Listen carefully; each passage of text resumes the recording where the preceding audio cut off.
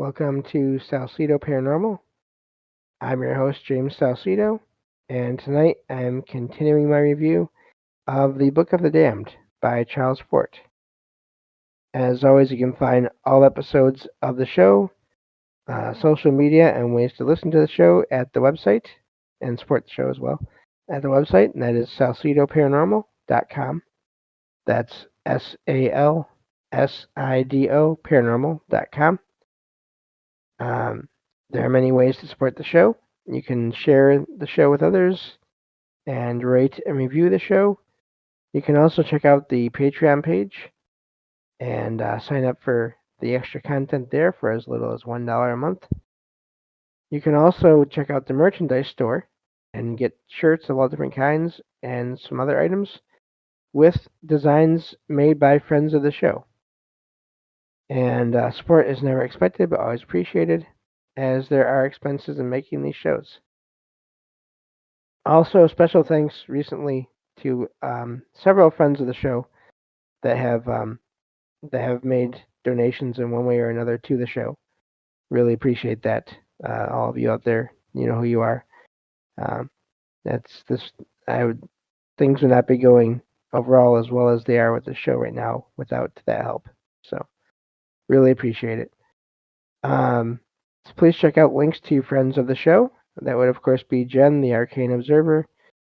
She has her own channel, and also she co-hosts the show on Saturdays with me, and also Michael Strange of Trouble Minds Radio and the Trouble Minds Radio Network, KUAP Digital Broadcasting, and there you can hear all kinds of amazing shows as well as my own 24/7, and yeah, it's a great way to find things to listen to and without having to select a playlist or click on play every time or all those things.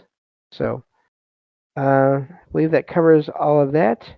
As always with these review shows of Fort's work, you and or I may not agree with the way with the ideas and words or thoughts that Fort puts forward in his writing. So just that's his own words and his own thoughts. So just be aware of that. Uh, Also, there may be things he talks about that he describes as being anomalous that are not considered that way today because of discoveries and just advances in science and all these other things that have happened since this book was made, which is about 100 years ago, literally. So, and also, I will make mistakes in saying and reading and saying words and names of people and places because words are hard, and not all of the words or names in this book are even in English. So, um, just wanted to always mention all that to you all so you know what's going on and go from there. So, we left off with Ford talking about this one of the a wall this time actually, and he was talking about stones that were found before as well with inscriptions on them. So I'm going to reread the last sentence I read last episode here. Upon this wall were inscribed many alphabetic characters, in quotation marks, 872. I think. Wait, hang on here. Something is. So 872, quotation marks there. Characters have. So 872. There we go. My brain was not processing that very well. 872 characters have been examined, many of them duplicates, and a few imitations of animal forms, the moon, and other objects. Accidental imitations of Oriental alphabets are numerous. Uh, the part that seems significant that these letters had been hidden under a layer of cement. I'm guessing there was supposed to be a close quotation marks there, but I didn't see one.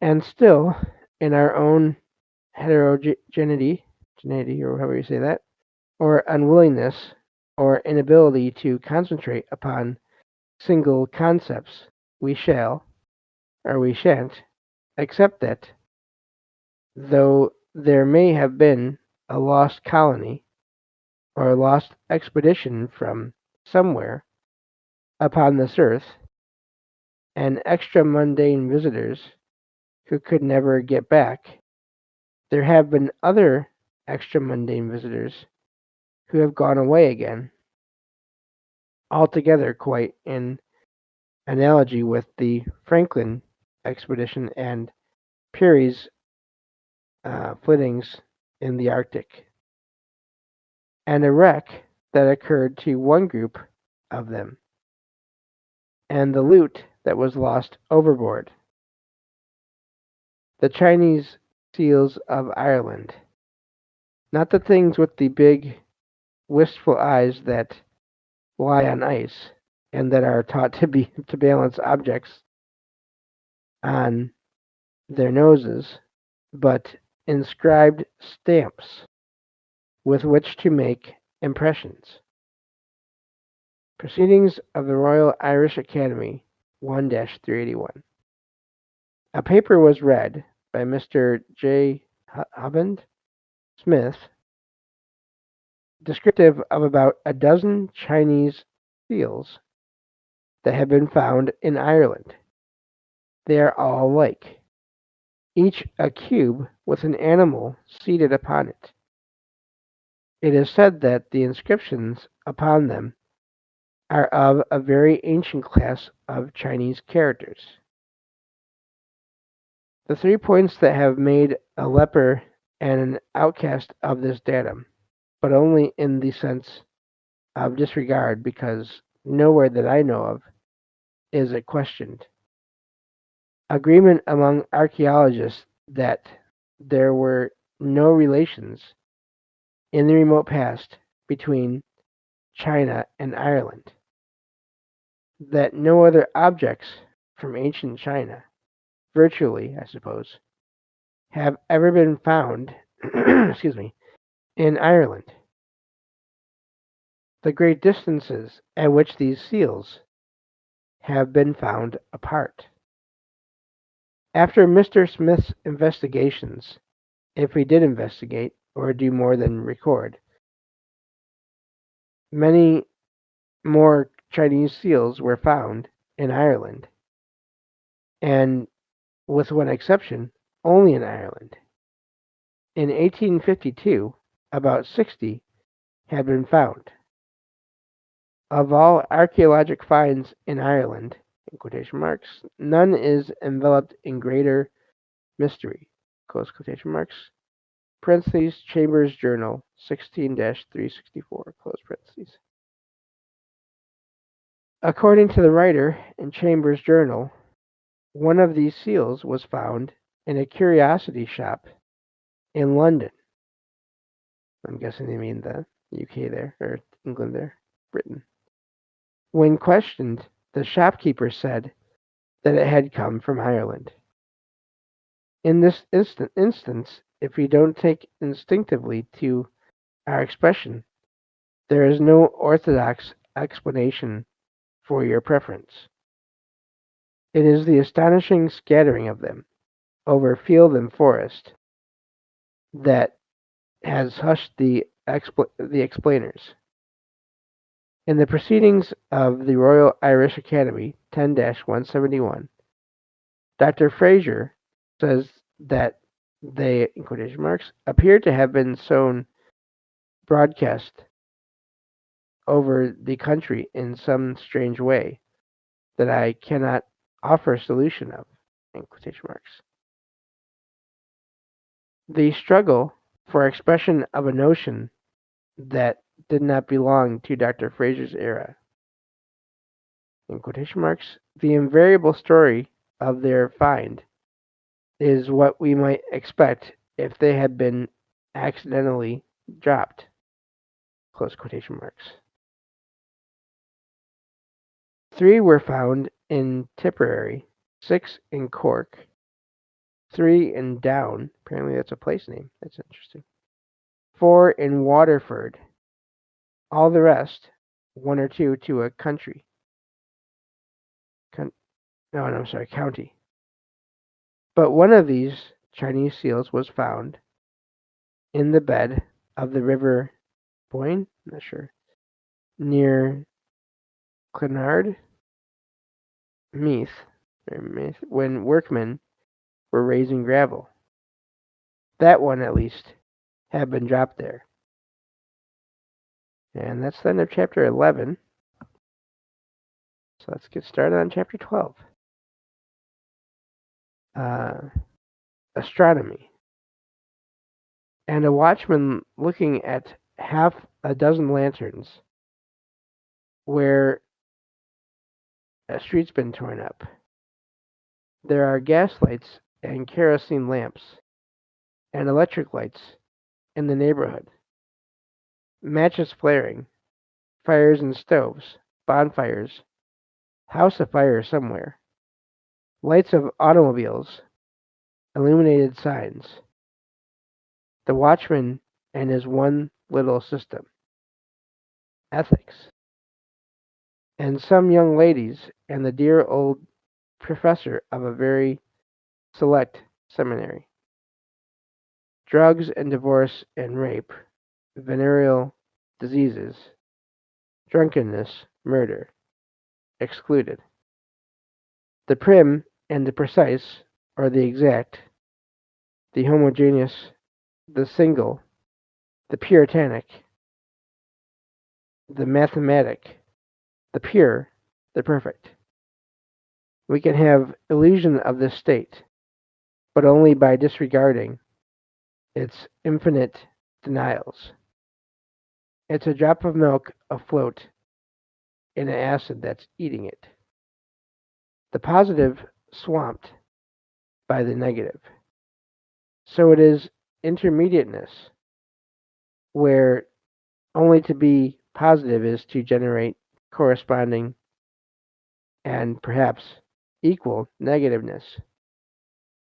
In our acceptance, it is in quasi-existence, premonitory, or prenatal, or pre-awakening consciousness of a real existence.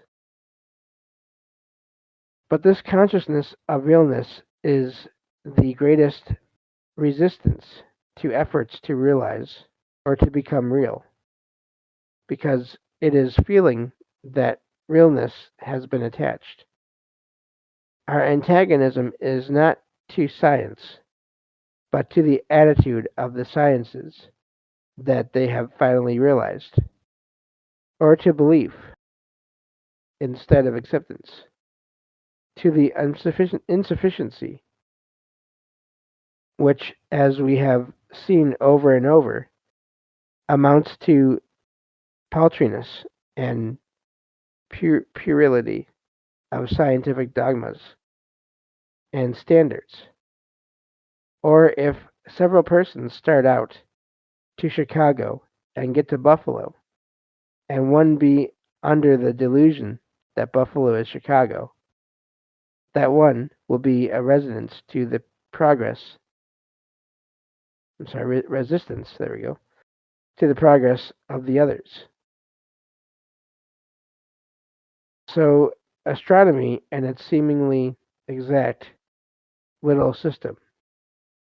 But data we shall have of round worlds and spindle-shaped worlds, and worlds shaped like a wheel, worlds like titanic pruning hooks, worlds linked together by streaming filaments, solitary worlds, and worlds in hordes, tremendous worlds and tiny worlds, some of them made of material like the material of this earth, and worlds that are geometric superconstructions made of iron and steel, or not only fall from the sky of ashes and cinders and coke and charcoal and oily substances, that suggest fuel, but the masses of iron that have fallen upon this earth.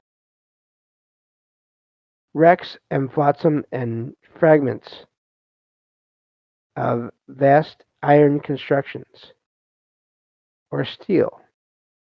Sooner or later, we shall have to take up an expression that fragments of steel have fallen from the sky.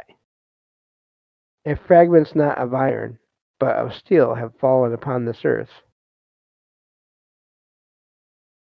But what would a deep-sea fish learn, even if a steel plate of a wrecked vessel above him should drop and bump him on the nose? Our submergence in a sea of conventionality, of almost impenetrable density. Sometimes I'm a savage who has found something on the beach of his island. Sometimes I'm a deep-sea fish with a sore nose. The greatest of mysteries. Why don't they ever come here or send here openly? This is amazing. This is a question people ask now about aliens and UFOs and other species across the universe. If and this is again something that people ask, and I'm not saying I know anything, but they ask if aliens were here, then wouldn't they already be here out in the open, and there would be disclosure, there would be open communication, there would be no more mystery about it. That's something that people ask, and I have no answers except to say, well, I don't know, but it depends on who you talk to, because some people will say that they have met aliens. And again, alien is just unknown or unfamiliar. Anyway, back to the book here. Of course, there's nothing to that mystery if we don't take so seriously the notion that we must be interesting. It's probably for moral reasons that they stay away. But even so, there must be some degraded ones among them. Again, this is amazing. That is one of the ideas that you hear about now, too, is that no, they're not all coming out to meet us all in person all at once. But yes, there have been contact with some of them and humans over time. But keep in mind, these books were written and published in the early 1900s. Anyway, or physical reasons. When we can specially take up that subject, one of our leading ideas or credulities will be that near approach by another world to this world would be catastrophic, that navigable worlds would avoid proximity, that others that have survived have organized into protective remotenesses or orbits which approximate to regularity, though by no means to the degree of popular supposition. But the persistence of the notion that we must be interesting. Bugs and germs and things like that, they're interesting to us. Some of them are too interesting. Dangers of near approach. Nevertheless, our own ships that dare not venture close to a rocky shore can send rowboats ashore. Why not diplomatic relations established between the United States and Cycloria, which in our advanced astronomy is the name of a remarkable wheel-shaped world or a super construction. I have not heard of this one. Why not missionaries sent here openly to convert us from our barbarous prohibitions and other taboos, and to prepare the way for a good trade in ultra Bibles and super whiskeys. Fortunes made in selling us cast off super fineries, which we'd take to like an African chief to someone's old silk hat from New York or London.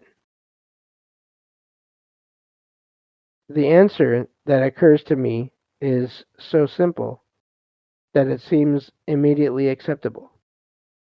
If we accept that the obvious is the solution of all problems, or if most of our perplexities consist in laboriously and painfully conceiving of the unanswerable and then looking for answers, using such words as obvious and solution conventionally, or would we, if we could, educate and sophisticate pigs, geese, cattle?